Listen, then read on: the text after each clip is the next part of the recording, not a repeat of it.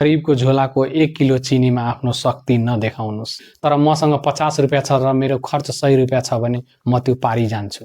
म त्यो पारीबाट सामान लिएर आउँछु। चुपचाप आएर तपाईको कानमा सुटुक्क भन्छौँ। Balendra Shah, popularly known as अब 100 रुपये का सामान लेने कौन जाएगा उतना किराया भाड़ा 100 रुपये को मात्र ले जाना पड़ेगा। ठग र चोर हो, सही भन्नुभयो तपाईले। हामी ठग र चोर नै हो। हाम्रो डीएनए मा ठगी र चोरी छ। नेपालको कुल जनसङ्ख्याको 21% जनसङ्ख्या यही इन्डिया नेपाल बोर्डर आसपास बसिबास गरी आइरहेका छन्।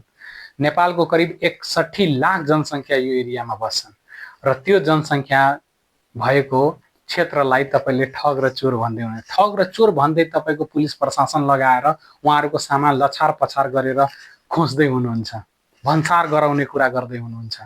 तपाई त बढी आएर कुरा गर्नुहुन्थ्यो, हामी चुपचाप आएर तपाईको कानमा सुटुक्क भन्छौँ तपाईहरुको समस्या के छ र त्यो समस्याको समाधान गर्छौँ। आज सोध्नु भयो 61 लाख जनसङ्ख्यालाई तपाईहरुले कसरी काम गर्ने, के यो डिसिजनले तपाईहरुको जीविकामा के प्रभाव पर्छ, के तपाईहरुले उहाँहरुलाई सम्झाउनु भयो कि हामीले यो डिसिजन लिँदाखेरि तपाईले यो फाइदा हुन्छ भनेर तपाईले एकचोटी पनि कुरा गर्नु भएन। त्यसको म विरोध गर्छु। नमस्ते, म प्रदीप यादव इनसाइड सच्चाईमा हजुर सबैलाई स्वागत गर्छु।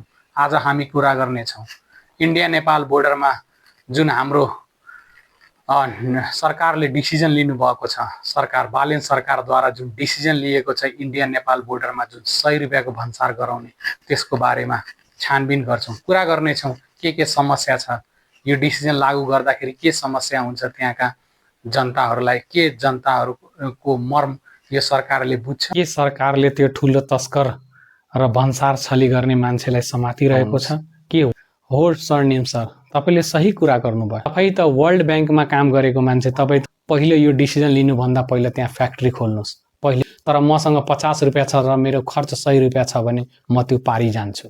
म त्यो पारीबाट सामान लिएर आउँछु। महलमा बसेर मिनरल वाटर पिएर 3 टाइम मिठो मिठो खानेकुरा खाएर